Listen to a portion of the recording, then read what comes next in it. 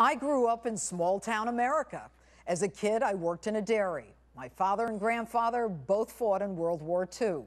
There were a lot of constants in my life, things I could rely on. Church on Sundays, the Pledge of Allegiance at school, the love and support of mom and dad, and the fact that I lived in the greatest country in the world, where every day dreams come true.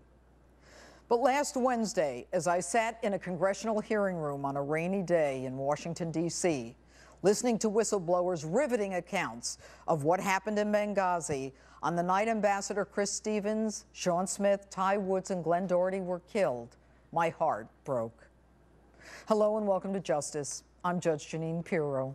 Thanks for joining us tonight.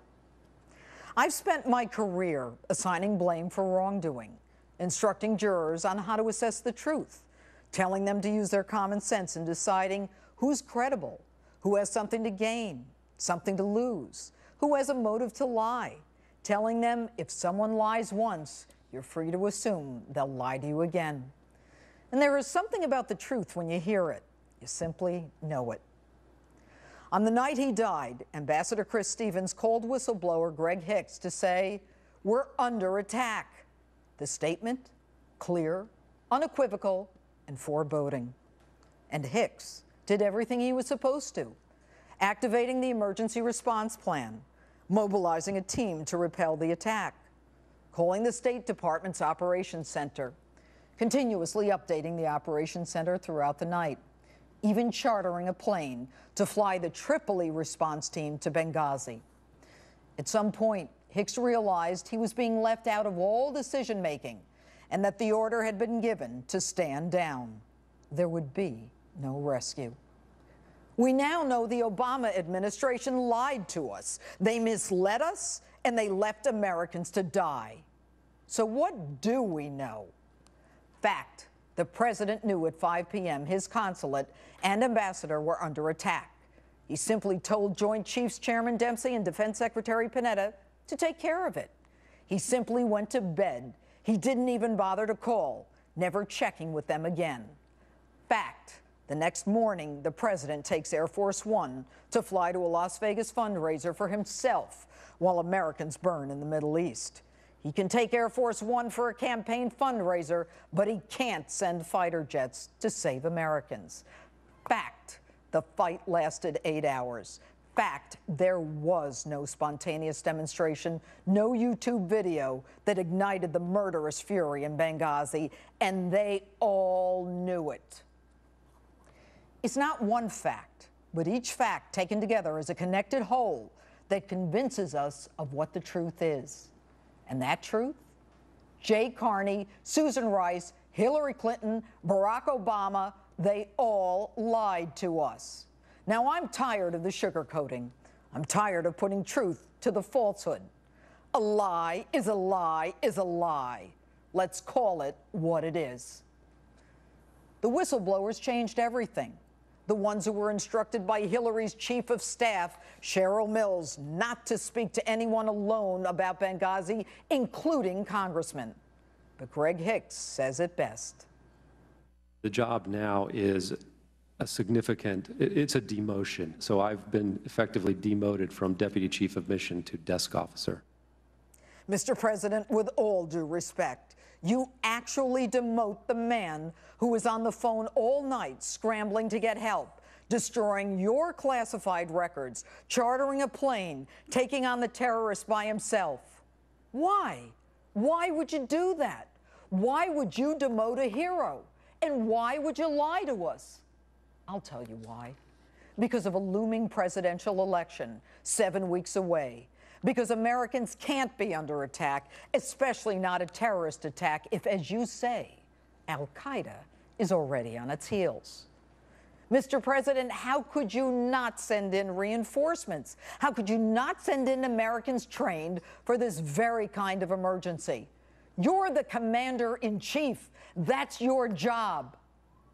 And enter Hillary Clinton. Fact: because the Benghazi consulate security was so substandard, it could only have been inhabited if you had issued the waiver. Fact: Your department continuously denied both Ambassador Stevens and Deputy Chief of Mission Hicks' request for more security.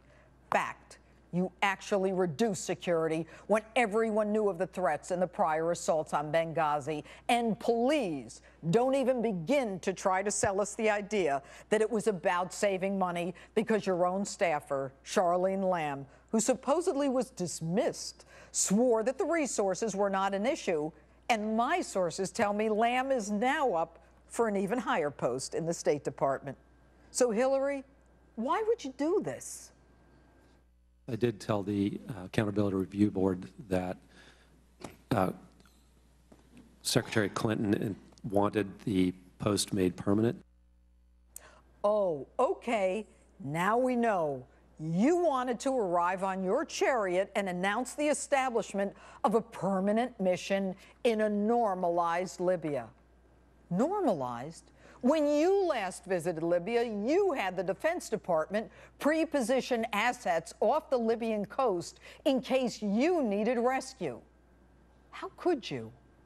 And then you swear under oath, just back from weeks abroad, logging all those miles, recovering from the flu, the fall, the concussion, and the blood clot. You testify you didn't know a thing about your friend the ambassador's request for more security. Any of the requests, any of the cables having to do with security did not come to my attention. Now, Hillary, I know you were busy that night calling the president of Tunisia when all the action was in Libya. But you can't deny requests for more security in Benghazi and then blame the very people who asked for it. You can't have it both ways. And you want us to believe that you and the president are going to get the facts and get justice? You can't even get to the FBI, to the crime scene, for 3 weeks. And by the way, the FBI guys, they carry guns, don't they?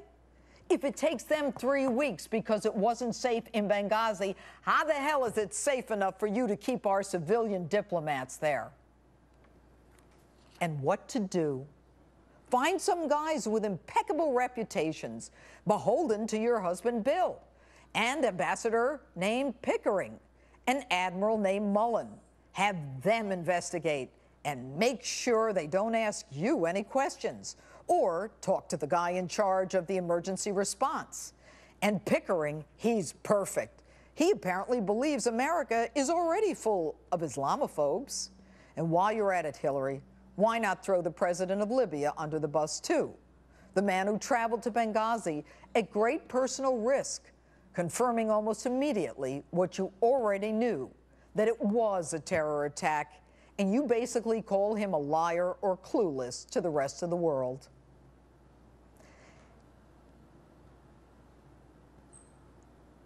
And how about your take on our money? You take it and buy an advertisement to apologize to the Arab world about a video that has nothing to do with Benghazi while they burn us in effigy. That'll keep the lie going, too. But they say we're obsessed with Benghazi. The New York Times says that our Benghazi obsession is all about hysterical allegations of crimes equal to Watergate. Really? My memory may not be all that great, but nobody died at Watergate, and no one was left on the battlefield. Our Congress, though, they're good. They'll get to the truth. I find it truly disturbing and very unfortunate that when Americans come under attack, the first thing some did in this country was attack Americans, attack the military, attack the president, attack the State Department, attack the former senator from the great state of New York, former Secretary of State Hillary Clinton. You're kidding, right? We have the best military in the world. But even with all of their technological advances, they could not get there in time. Now, this guy hasn't even heard the testimony, and he's already accusing the man who has the most to lose, his own life, and who was actually on the ground and in the battle, of lying. And it gets worse. Death is a part of life. What difference at this point does it make? it's as if they're saying, enough with the dead and on with the living, on to my next election. And remember this one? The White House and the State Department have made clear that the single adjustment that was made to those talking points by either of these two institutions were changing the word consulate to diplomatic facility because consulate was inaccurate. Today we know that was a bold-faced lie. There were 12 deletions of references to terrorism at the instruction of the White House and the State Department. Hillary's henchwoman, that temple of veracity, Victoria Nuland, actually tells the CIA to remove any reference to the prior Benghazi security warnings because it could be used against Hillary. But my favorite, Leon Panetta. There just wasn't enough time. Listen to this one from 7 months ago. A Monday morning quarterbacking going on here. Basic principle is that you don't deploy forces into harm's way without knowing what's going on, without having some real-time information. There wasn't enough time? How did you know the fight wouldn't last 24 or 48 hours or more? In which case you could have gotten rescuers there. You could have saved Americans, but you didn't even start the process because you had no intention of saving those lives. You should be ashamed of yourself.